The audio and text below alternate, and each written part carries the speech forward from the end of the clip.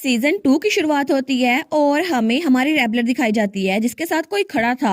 और तब वो दोनों थोड़े बड़े लग रहे थे, लेकिन वो लड़का उसके काले बाल थे। वो कहता है मैंने तुम्हें बहुत ज्यादा मिस किया रैबलर। लेकिन रैबलर वो सोचती है आखिर ये इंसान कौन है। और तब वो कहता है मैं तुम्हें कभी भी दोबारा जाने नहीं दूंगा। वो सोचती है एक मिनट, ये तो मेरे बहुत ज्यादा करीब है, लेकिन आखिर ये है कौन। और ये फीलिंग मुझे ये ना बताना कि मैं सच में इसको पसंद करती हूँ, लेकिन आखिर ये है कौन। तो वो लड़का वो बड़े प्यार से कह रहा था रैवलर, लेकिन तभी रैवलर की आंख खुलती है और वो भी बच्ची थी। वो सोचती है क्या, आखिर ये क्या था। तो तब वो सोचती है एक मिनट, कहीं मैं ख्वाब तो नहीं देख रही थी। तो तभी वहां पे उसकी मेड आती है। वो कहती है यंग लेडी आप उठ भी गई इतनी जल्दी। वो सोचती है ये ख्वाब था, लेकिन आखिर मैंने ऐसा ख्वाब देखा ही क्यों। और तब हमें थोड़ी देर बाद उनका मेंशन दिखा जाता है।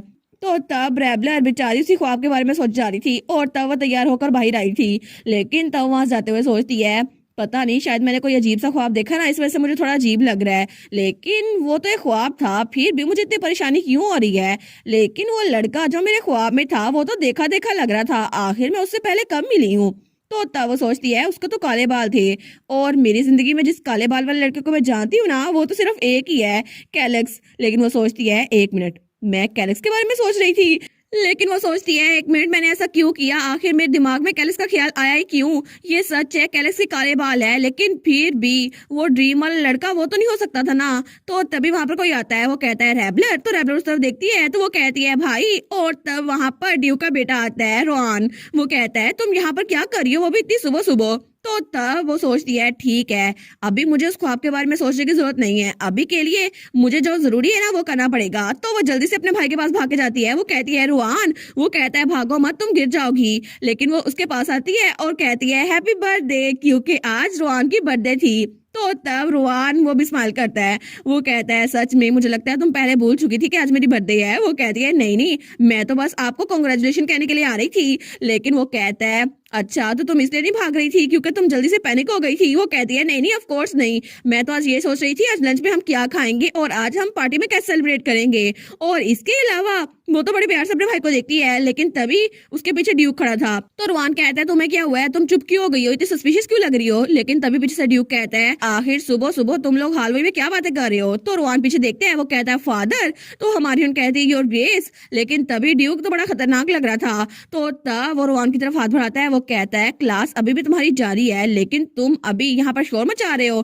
तो रुआन थोड़ा सा डर गया था, लेकिन तब उसके सर पे हाथ रखता है, उसके बाल बिगाड़ने लग जाता है। वो कहता है हैप्पी बर्थडे रुआन। तो रुआन कहता है आपने अचानक से ये सब कुछ करना क्यों शुरू कर दिया। और तब अपने डैड के हाथ को पीछे करता है। वो कहता है बस करे, मैं कोई छोटा बच्चा नहीं हूँ। और हमारी रैबलर वो सोचती है जब मैं सबसे पहले इस डची में पहुंची थी ना, तो दोनों बाप बेटे में रिलेशनशिप बिल्कुल भी अच्छा नहीं था। लेकिन तब सिचुएशन बहुत ज्यादा बुरी थी और हम लोगों ने बहुत कुछ सहा।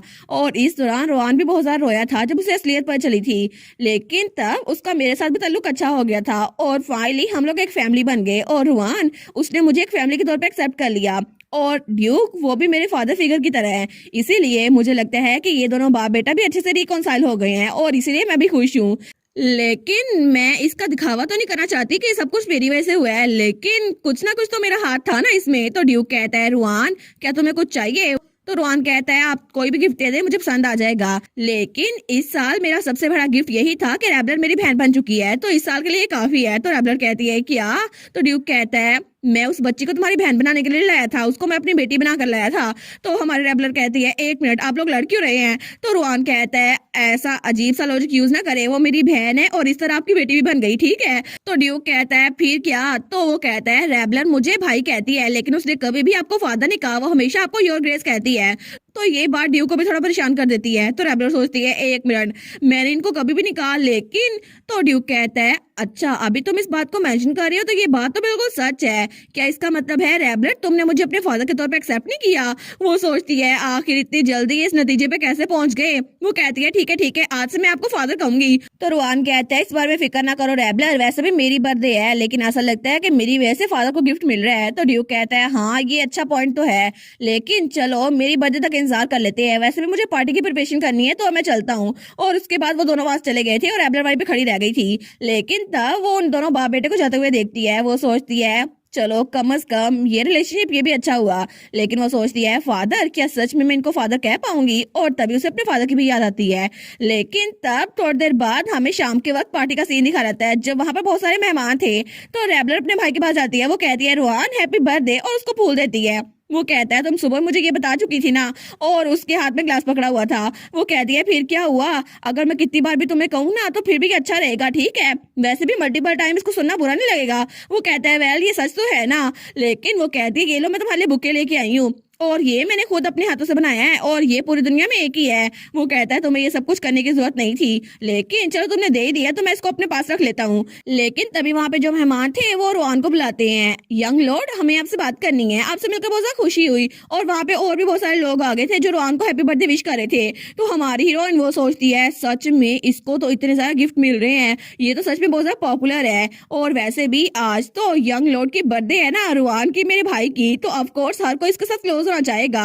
लेकिन इसके लिए जरूर ये बहुत ज्यादा मुश्किल होगा ना, कितने सारे लोग जिसको वो जानता भी नहीं है इसे मिलने के लिए आ गए हैं। लेकिन तभी वहां पर जो लोग खड़े थे ना, वो हमारे रेबलर के बारे में बात करने लग जाते हैं। ओ माई, ये तो वही लड़की है ना जो रूमर्स में थी। ये तो वही लड़की है जिसकी फैमिली की वजह से प्रिंसेस को इतना सब कुछ झेलना पड़ा। लेकिन प्रिंसेस ने इसकी फैमिली को मरवा दिया है ना, ये तो फेलिसिटी फैमिली की बेटी है ना। तो वहां पे सब लोग उसके बारे में बातें किए जा रहे थे। हमने तो सुना था कि ये तो बहुत ज्यादा खतरनाक है, लेकिन इस जैसी को तो मरवा देना चाहिए था ना, फिर भी ये यहाँ पर डची में क्या कर रही है? तो दूसरी कहती है लेकिन इसने तो हर हाइनेस प्रिंसेस की जान बचाई थी ना। तो वो कहती है हाँ हाँ मैंने सुना था, लेकिन फिर भी। तो हमारी रेबलर वहीं पे खड़ी रह गई थी। वो सोचती है ये सब लोग मेरे खिलाफ बातें कर रहे हैं, हालांकि इन सबकी बातें मैं सुन पा रही हूँ। लेकिन वो सोचती है मैं ऐसे प्रिटेंड करूंगी जैसे मैंने इनको सुना ही नहीं है। और तब रुआन को भी वो बातें सुनाई दे रही थी। वो सोचती है वैसे भी आज रुआन की बर्थडे है ना, तो मुझे उसका मूड खराब नहीं करना चाहिए, और मैं बस यहाँ पे खामोशी से खड़ी रहूंगी ताकि कोई मुझे नोटिस ना करे। लेकिन तभी उसके कंधे पे कोई हाथ रखता है, वो था ड्यूक। वो कहती है योर ग्रेस। तो ड्यूक कहता है थैंक यू सो मच आप सबका यहाँ गैदर होने के लिए, क्योंकि आज मेरे बेटे रुआन की बर्थडे है। लेकिन मुझे माफ कीजिएगा कि आज का मेन फोकस रुआन है, इसी वजह से मैं अपनी बेटी का इंट्रोडक्शन किसी और दिन करवाऊंगा। तो रोहान को भी गुस्सा आ रहा था कि सब लोग रेबलर के बारे में बातें कर रहे हैं। लेकिन तब ये बात सुनकर बाकी लोग बहुत ज्यादा डर जाते हैं और बिल्कुल खामोश हो गए थे। तो हमारी हम सोचती है मुझे लगता है कि मेरा पहला इंप्रेशन सब पे बहुत ज्यादा बुरा पड़ा है, लेकिन चलो ठीक है। तो ड्यूक कहता है क्या तुम्हें गुस्सा नहीं आ रहा? वो कहती है क्या? तो ड्यूक कहता है ऐसा लगता है कि तुम्हारे खिलाफ बहुत सारे लोग ऐसी बातें करते रहते हैं, लेकिन अगर तुम चाहो तो मैं इन सबको एक्सपेल कर सकता हूँ, तो बस इसे मुझ पे छोड़ दो। तो तब वो सोचती है हाँ बिल्कुल, अब मैं अकेली नहीं हूँ, अब मेरे पास मेरी फैमिली है ना। तो ड्यूक को देखकर सोचती है मेरे पास एक फैमिली है, और अब मुझे प्रिंसेस के लिए अपनी लाइफ खतरे में डालनी पड़ेगी, क्योंकि मेरे पास एक ऐसा इंसान है इसको मैं फादर कह सकती हूँ जो मेरे लिए बहुत प्रोटेक्टिव है।